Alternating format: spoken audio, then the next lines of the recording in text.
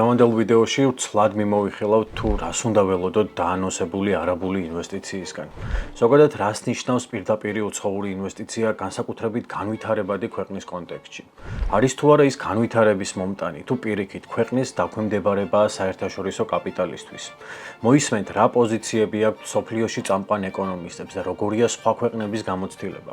და ბოლოს ვისაუბრებთ თუ რა განსხვავება თუ მსგავსებაა ივანიშვილისა და სააკაშვილის რეჟიმების ეკონომიკურ პოლიტიკას შორის. დღეს ყველა ნათლად ხედავს, რომ ქართულმა ოცნებამ მთელი თავისი რესურსი არაბული ინვესტიციების პიარისკენ მიმართა.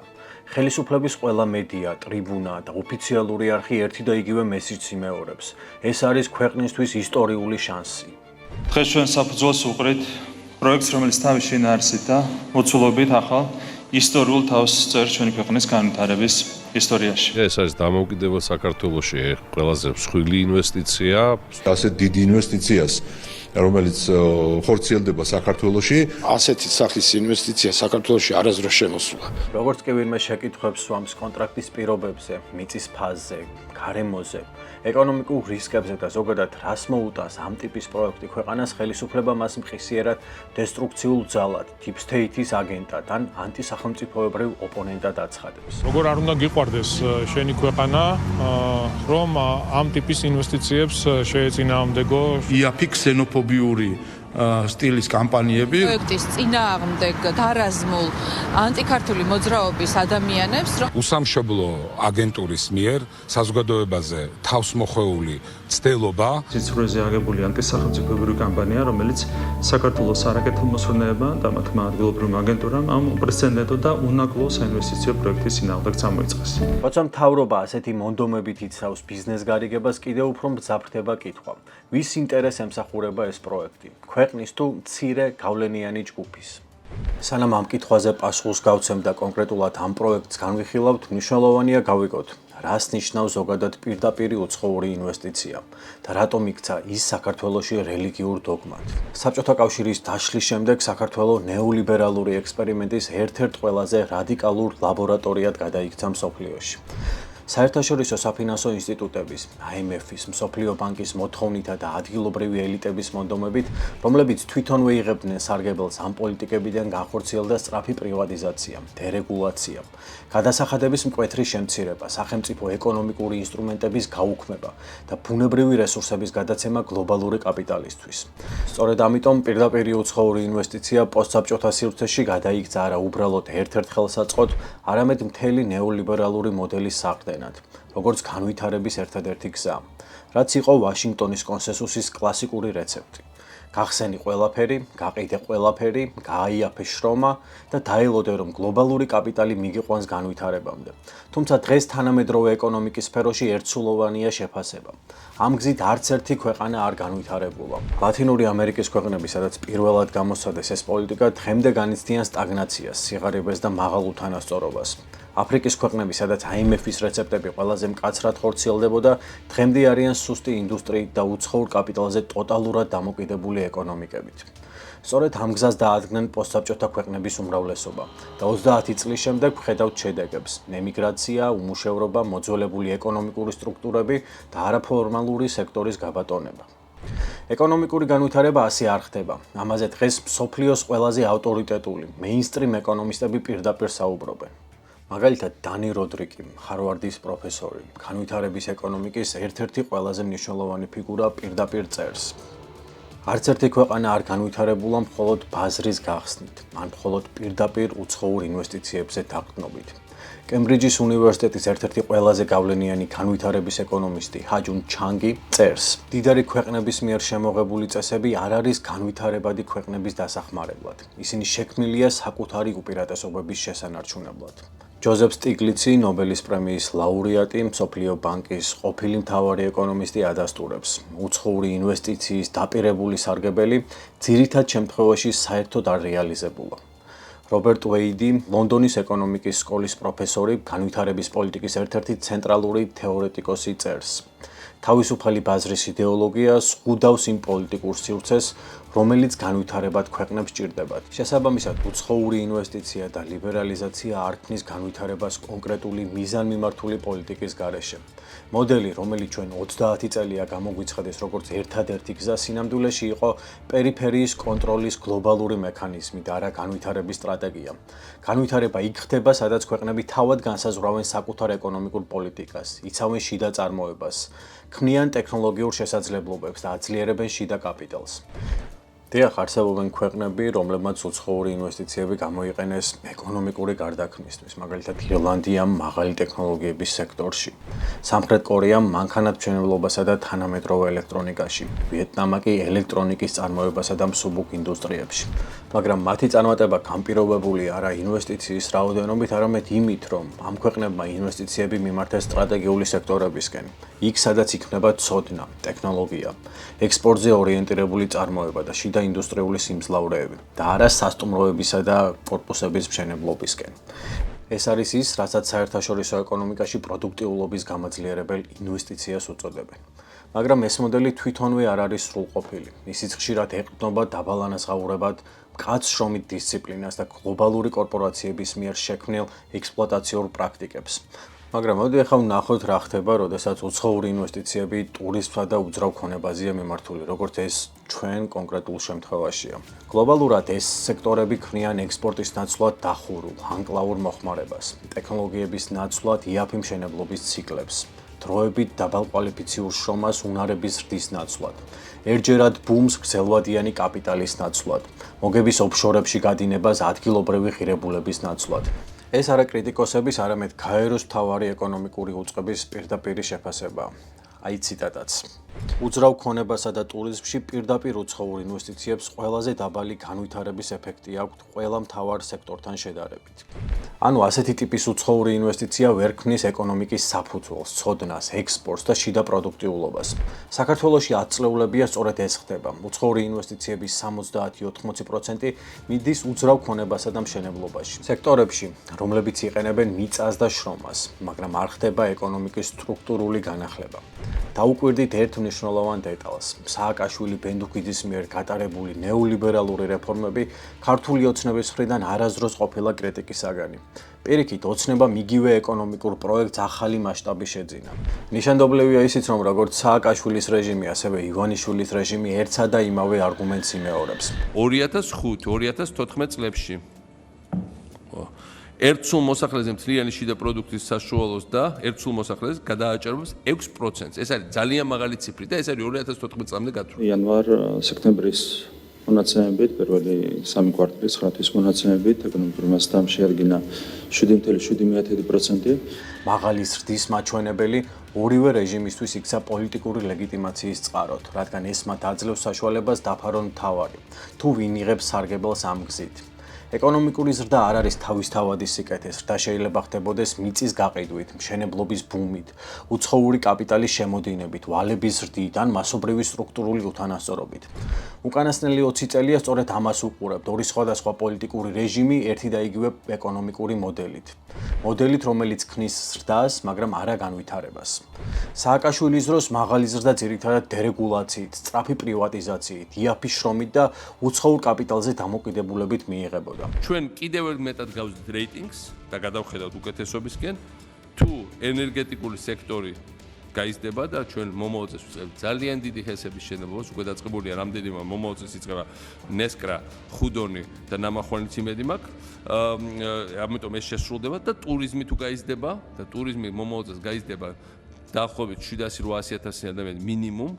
და თუ უცხოური ინვესტიციები გაიზრდება, რაც მკვეთრად შეზღუდავს საქართველოს სისუსტეებს. უცხოური ინვესტიციების თვალსაზრისით ჩვენ გვაქვს ძალიან კარგი პერსპექტივები. ოცნების პერიოდში ამ მოდელს დაემატა ელიტური გამდიდრების კიდევ უფრო გაღრმავება, მშენებლობის, მიწის დეველოპმენტის და ინფრასტრუქტურის გიგანტური ციკლები, სადაც მოგება კონცენტრირდება რამდენიმე ბიზნეს ჯგუფში. აღნიშნული კომპანიები, ბიზნეს სექტორის სხვადასხვა წარმომადგენლები ეხმარებიან და იგებენ ტენდერებს სანაცვლოდ, ბატონო. აკეთებენ რა არის ამაში ცუდი. ხა გაუმარჯოს, იგებენ ტენდერია, კონკურენცია, ვინც წარმოადგენს საუკეთესო წინადადებას, გამარჯვებული არის ის. მაინც და მაინც თქვენი შემომწირვალეები იგებენ სულ ტენდერებს.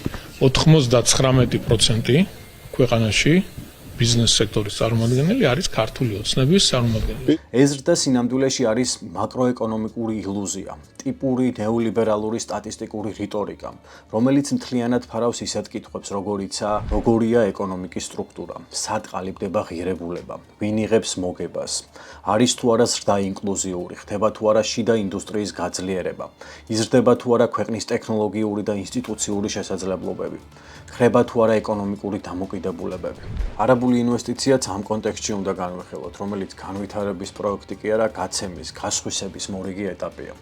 სახელმწიფო პროექტში შედის ყველაზე ძვირფასი ეროვნულ სტრატეგიული ქონებით, მიწით, თბილისთან 590 ჰექტარი და გონიოში 260 ჰექტარი წარმოადგენს უნიკალურ, შეუცვლელ, მაღალი ეკოლოგიური და ურბანული ღირებულების ზონებს. ამ მიწების სავარაუდო საბაზრო ღირებულება მილიარდიან დიაპაზონშია, მაგრამ სუსტი ფასი დამალულია, რადგან კონტრაქტი საიდუმლოდ არის გამოცხადებული. დამალულია ყველა დეტალი, ეკონომიკური გათვლები, რისკები, ინვესტორის ვალდებულებები, მოგების განაწილება. სახელმწიფოს 33%-იანი წილი კი მხოლოდ ფორმალურია, რადგან გადაწყვეტილების ძალაუფლება და პროექტის სტრატეგია მთლიანად უცხოელი დეველოპერის ხელში გადადის. ამ პროექტის ფასი არ განისაზღვრება მხოლოდ მილიარდიანი საინვესტიციო ციფრებით. მისი რეალური ღირებულება არის ქვეყნის ურბანული სივრცის დაკარგვა, ეკოლოგიური ბალანსის დარღვევა, მიწის გამოყენების შესაძლებლობის მკვეთრი შეზღუდვა და ეკონომიკური სუვერენიტეტის შემცირება. ასეთი მასშტაბის ჩარევა ახდენს გავლენას საცხოვრებლის ფასებზე, ქალაქის მიკროკლიმატზე, წყლის რესურსზე, ადგილობრივ მოსახლეობაზე და მომავალ თაობებზე, რომლებიც ვეღარ შეძლებენ თავად განსაზღვრონ ამ ტერიტორიების განვითარების მიმართულება. მოდით ახლა ვნახოთ რა არის ოცნების მთავარი არგუმენტები, როდესაც ისინი კომპანიის PR მენეჯერებად გვევლინებიან. კობახიძე ამბობს. არავითარი ქართული მიწა უცხოელებზე არ იყიდება. რაც შეეხება თვითონ მიწის ნაკვეთების სტატუსს, თანამესაკუთრედ რჩება საქართველოს სახელმწიფო. ეს უბრალოდ პრიმიტიული манипуляციაა. იურიდიულად შეიძლება არ იცვლებოდეს საკუთრების ფორმა, მაგრამ ეკონომიკურად ეს არის მიწის სამუდამო გადაცემა, რადგან ახლა და მომავალში ის აღარ იქნება მიმართული ეროვნულ ინტერესებზე. მას ვეღარ გამოვიყენებთ სხვა მიზნებისთვის, მის ბედს კერძო ინვესტორი განკარგავს. შემდეგი არგუმენტია, რომ დამატებით 11 მილიარდი საქართველოს ეკონომიკაში. წელიწადში დამატებით 700 მილიონი ლარი სახელმწიფო ბიუჯეტში. მაგრამ აქ არის მთავარი პრობლემა. საზოგადოებას არ აქვს წომა ფინანსურ მოდელებზე, მოგების განაწილების წესებზე და კონტრაქტის პირობებზე. საერთაშორისო გამოცდილება კი გვიჩვენებს, რომ უძრავ ქონებაზე დაფუძნებულ დიდ დეველოპერულ პროექტებში მასპინძელი ქვეყნები ხშირად იღებენ მცირე ფისკალურ სარგებელს. მოგების დიდი ნაწილი ფორმირდება უცხოურ ჰოლდინგებში, ხოლო ადგილობრივ დონეზე დასაბეგრი მოგება ხშირად მინიმალურია. სტრუქტურული პირობები, დახურული კონტრაქტი, უცხოელი დეველოპერის სრული ოპერაციული კონტროლი და სუსტი ადგილობრივი ღირებულების ჯაჭვი ქმნის იმ რისკებს, რომლებიც საერთაშორისო ლიტერატურაში კარგად არის დოკუმენტირებული. ამიტომ მთავრობის მოლოდინები ფისკალური სარგებლის შესახებ არა დადასტურებული ფაქტი, არამედ პროპაგანდაა. მაგალითად, სერბეთში Belgrade Waterfront-ის ზუსტად Eagle Hills-ის პროექტია. იგივე კომპანიის, რომელიც ახლა საქართველოში შემოდის. მიუხედავად იმისა, რომ სერბეთის სახელმწიფოს 32%-იანი წილი ჰქონდა, ადგილობრივი საგამოძიებო მედიის შეფასებით, მოგების დიდი ნაწილი დუბაის ჰოლდინგებში გადავიდა. საინტერესოა, რომ იგივეს ადასტურებს გაეროს ანგარიშებიც. მაგალითად, აი ციტატა. უძრავ ქონებასა და ტურიზმში განხორციელებული პირდაპირი უცხოური ინვესტიციები მასპინძელი ქვეყნებისთვის ძალიან მცირე ფისკალურ სარგებელს ქმნის, რადგან მოგება ქვეყნიდან გაედინება. ოცნების კიდევ ერთი არგუმენტი სამუშაო ადგილებია, მაგრამ თუ დავაკვირდებით, ეს განცხადებებიც ზედაპირულია. მშენებლობის ფაზაში შექმნილი პოზიციების 80-90% არის დროებითი, არაკვალიფიციური და დაბალანაზღაურებადი შრომა. ეს არის იმ ტიპის სამუშაო, რომელიც მთავრდება მაშინ, როგორც კი ბეტონის ბოლო კუბი ჩაიღვრება და არ ტოვებს იმას, რასაც რეალური განვითარება ეყრდნობა, არც ცოდნას, არც უნარებს, არც პროფესიულ გამოცდილებას, არც ტექნოლოგიურ გადაცემას. დასრულების შემდეგ 8000 სამუშაო ადგილი დარჩება, ეს ფრაზად საჭიროებს დაზუსტებას. დეველოპერული პროექტების მუდმივი დასაქმება ძირითადად შედგება მომსახურების სექტორის პოზიციებისგან, დაცვის და დასუფთავების პერსონალი, ტექნიკური მომსახურება, გიდები, ადმინისტრაციული პერსონალი. ეს არის სამუშაო, რომელიც როგორც წესი დაბალპროდუქტიულია, არ ქმნის ეკონომიკური ზრდის ახალ წყაროებს და უმეტესწილად დამოკიდებულია ტურისტულ ციკლებზე. სერვისული შრომა ვერ ცვლის ეკონომიკის სტრუქტურას, ის არ ზრდის ტექნოლოგიურ შესაძლებლობებს, არ უშვებს ექსპორტს, არ ქმნის იმ ადამიანურ კაპიტალს, რომელიც ქვეყანას ახალ ეტაპზე გადაიყვანს. სწორედ ამიტომ საერთაშორისო ორგანიზაციები ხაზს უსვამენ, რომ უძრავ ქონებასა და ტურიზმზე დაფუძნებული დასაქმება გრძელვადიანი განვითარების ყველაზე სუსტი წყაროა. რაც უკვე ზუსტად ვიცით, ის არის, რომ ამ პროექტის განხორციელების შემთხვევაში უპირველესად გაიზრდება ქართული ოცნების ეკონომიკური ელიტების კეთილდღეობა. იმ ჯგუფებისა, რომლებიც აკონტროლებენ ყველა იმ სფეროს, რომელსაც ასეთ მეგაპროექტებში ყველაზე დიდი მოგება აქვს. როგორც მრავალი ჟურნალისტური გამოძიება მიუთითებს, ცემენტის, ბეტონის, ინერტული მასალების, კარიერების, სამშენებლო ტექნიკის ბიზნესი როგორც წესი დაკავშირებულია და კონცენტრირებულია იმ კომპანიებში, რომლებიც წლებია დაკავშირებულია ქართული ოცნების რეგიონულ კურატორებთან, მაღალჩინოსნებთან, მსხვილ პარტიულ დონორებთან და მართველ გუნდთან დაახლოებული ბიზნესმენების ქსელებთან. ეს სექტორები მიიღებენ ყველაზე დიდ მოგებას და არა ქართული სახელმწიფო.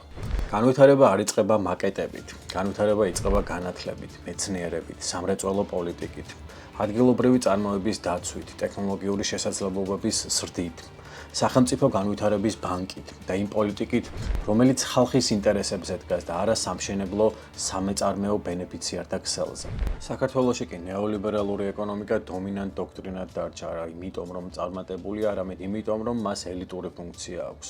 იგი ქმნის წესრიგს, რომელშიც მიწები, ენერგია, ინფრასტრუქტურა, სამშენებლო ბუმი და უცხოურ კაპიტალთან დაკავშირებული გარიგებები კონცენტრირდება ვიწრო ჯგუფებში. ეს სურათი პირდაპირ უკავშირდება უთანასწორობასაც. საქართველო არის ევროპის ერთ-ერთი ყველაზე უთანასწორო ქვეყანა, სადაც საცხოვრებელი და სხვა მატერიალური აქტივების დაახლოებით ნახევარი ქვეყნის ყველაზე მდიდარ 10%-ს ეკუთვნის. მაშინ როცა მოსახლეობის ქვედა ჯგუფებს ეკონომიკურ რესურსებზე თითქმის არ აქვს ცნობა.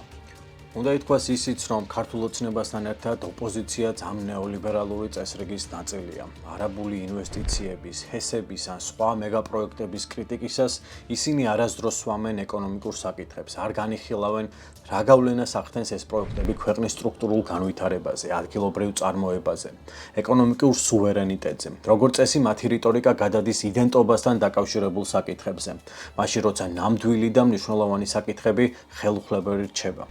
ეს იმიტომ, რომ თავადაც მონაწილეობდნენ იმავე ნეოლიბერალიზაციის პროცესში და მათთვისაც ანალოგიური იყო პოლიტიკური და ფინანსური სარგებლის წყარო. ამ ფონზე ოცნება განსაკუთრებულ საფრთხედ იქცა, არა მხოლოდ იმიტომ, რომ აგრძელებს იგივე ნეოლიბერალურ გზას, არამედ იმიტომ, რომ ამ გზაზე მან უკვე დაამყარა ავტორიტარიზმი.